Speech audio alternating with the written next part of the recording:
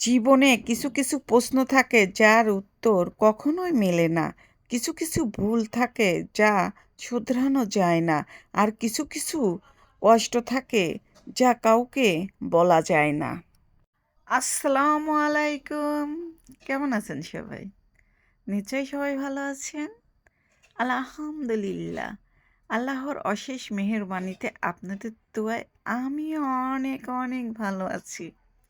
এসব সকালে নাস্তা করে তারপরে যে দুপুরে রান্নাবাড়া করার জন্য সব কিছু রেডি করতেছি। আর এরই মধ্যে আমার ওই যে দুষ্টু ছাগলটা এসে আমাকে খুব বিরক্ত করতে লাগছিল। আমার এই খাসিটা অনেক দুষ্টু।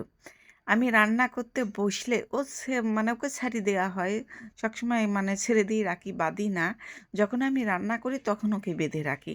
না হলে আমি রান্না করতেই পারি না। এটাতে এসে হামলা দেয়, ওটাতে এসে মানে হামলা দেয়। আমার রান্নার ১২টা বাজিয়ে দেয়। এই জন্যে এখন কি করি, রান্না করার আগে ওকে বেঁধে রেখে আসি আর ওকে কিছু খেতে দিয়ে আসি। তারপরে আমি রান্না করি কি ও ওখান থেকে দেখে আর ডাকা শুরু করে। আর এত মায়া ওর প্রতি হয়ে গেছে, ওকে আমি অনেক অনেক ভালোবাসি। আমার অন্য অন্য ছাগলের চেয়ে কিন্তু ওকেই আমি বেশি আদর করি। কেন জানি যার মানে ওর প্রতি আমার এত মায়া কেন আমি নিজেও জানি না। ওকে আমি প্রচণ্ড ভালোবাসি, কিন্তু মায়া বাড়িয়েও লাভ নেই।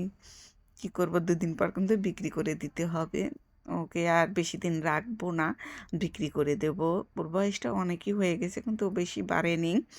যাই হোক, এই যে আমি কিন্তু সব কিছু কেটে ধুয়ে এই যে রেডি করে নিচ্ছি। আজকে যে রান্না হবে হলো তেলাপিয়া মাছ রান্না করব, ছোট মাছ চটচটি করব, আর হলো ডাউল ঝোল করব একটু। তেলাপিয়া মাছটা বেগুন, আলু আর হলো মূলা দিয়ে রান্না করব। আর ছোট মাছটা আলু আর বেগুন দিয়ে চটচটি করব। আর প্রথমে আমি মাছটা রান্না করব সেজন্য মাছটাই আমি প্রথমে ভেজে নিচ্ছি। আর তেলাপিয়া মাছটা না মাশাআল্লাহ অনেকটাই বড় ছিল, এই জন্য চাকা করেছি। ছোট হলে আর চাকা করতাম না, বড় মাছ ছিল তো এই জন্য চাকা করেছি। যাই হোক, মাছটা ভেজে নিয়ে এই যে পেঁয়াজ মরিচ লাল লাল করে ভেজে নিয়ে এই যে ময় মশলা কষিয়ে নিচ্ছি। ময় মশলা কষানো হওয়ার পর এই যে আমি আলু, বেগুন আর মূলা দিচ্ছি। মূলা দিয়ে এই মাছটা রান্না করব।